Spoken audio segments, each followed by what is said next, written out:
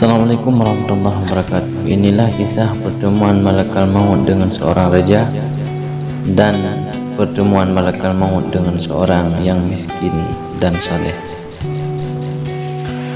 Telah berkatalah Syekh Wahab bin Munabbih bahwa di suatu hari seorang raja berjalan-jalan berkendaraan dengan berbangga diri terhadap apa yang dimilikinya dari perhiasan dunia, banyaknya pelayan dan para asistennya, dan berbagai macam sandangan yang bagus. Maka penuhlah dirinya dengan sifat takabur dan sombong. Lalu ketika sang raja sedang berjalan dengan keadaan membanggakan diri, tiba-tiba datanglah seorang yang lusuh bentuk rupanya. Ia memberi salam kepada raja. Namun raja itu tidak menjawab salam orang tersebut, dan orang itu memegang tali kekang kuda raja. Ia berkata, "Arsilil lijam falaqad ta'ataita amran azima." Ia berkata pada si raja, "Lepaskanlah tali kekang itu, karena sesungguhnya kamu telah berbuat urusan atau kesalahan yang besar." Kemudian orang yang lusuh ini berkata pada si raja, "Innali ilaika hajatun usirruha ilaika." Aku punya suatu kemauan, keinginan yang ingin aku sampaikan kepadamu. Fa'adna ilaihi ra'sah. Kemudian si raja mendekatkan kepada orang itu. Lalu orang itu membisik kepada si raja, "Ana malakul maut." Aku ini adalah malaikat kematian, malaikat maut. Ketika si raja mendengar ungkapan si orang lusuh ini menyatakan dirinya adalah malakal maut, fataghayyara launuhu, berubahlah warnanya si raja dan bergerak-geraklah lidahnya si raja, sehingga si raja memohon pada malakal maut, "Da'ni hatta arji'a ila ahli wa udi'ahu." Biarkanlah aku hidup untuk aku kembali kepada keluargaku dan berpamitan kepada mereka. Malakal maut menjawab, "La wallahi la tara ahlaka abada." Tidak, demi Allah kamu tidak akan pernah menjumpai keluargamu selamanya.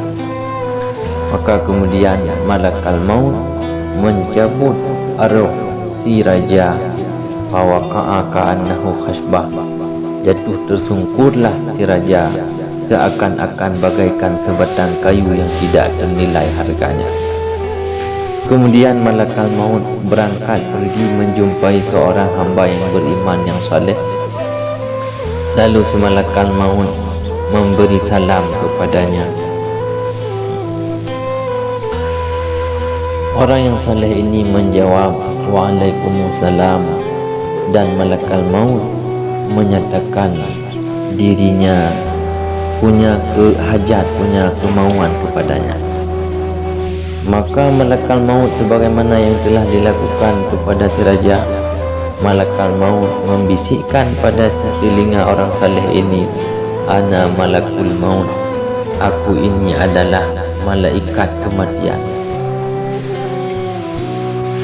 Orang yang saleh ini menjawab, "Marhaba wa ahla." Selamat datang bagi makhluk biman tala'an ghaibatuhu anni, dengan orang yang telah lama hilang daripadaku. Selamat datanglah makhluk yang telah lama hilang daripadaku. Demi Allah, tiada sesuatu pun yang aku sukai melebihi daripada sukanya aku untuk berjumpa denganmu, wahai malakal maut.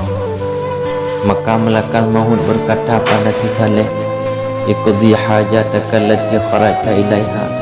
Tunaikanlah keperluan anda yang anda keluar guna untuk melakukan keperluan itu. Maka si orang saleh ini menjawab, "Demi Allah, tiada suatu hajat pun yang lebih aku sukai daripada rasa kesukaanku terhadap berjumpa terhadap Allah Ta'ala." Kemudian si malakal maut berkata pada seorang saleh ini, "Fahtar ala ayyi halatin uqbidu ruhak, faqad umirtu bidzalik."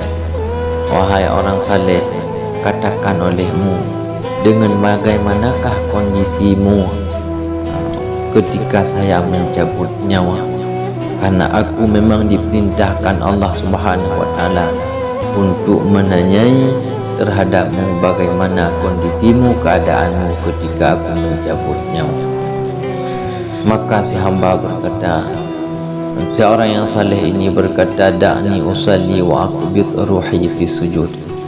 Wahai malaikat, biarkanlah aku hidup sebentar lagi untuk melakukan salat, dan cabutlah nyawaku ketika dagu berada dalam sujud.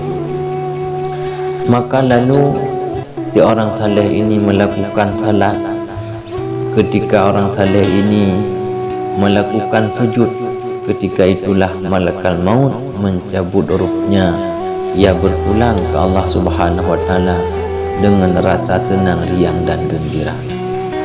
Kisah ini menjadi iktibar dan pedoman bahwa bagaimanapun kepemilikan yang kita miliki, kepemilikan yang kita miliki tidak mampu membahagiakan kita di akhir hidup, namun amal saleh yang kita miliki yang akan menjadi suatu hal yang membahagiakan kita di akhir hidup. Dan ya Allah wa iyyakum ajma'in. Assalamualaikum warahmatullahi wabarakatuh.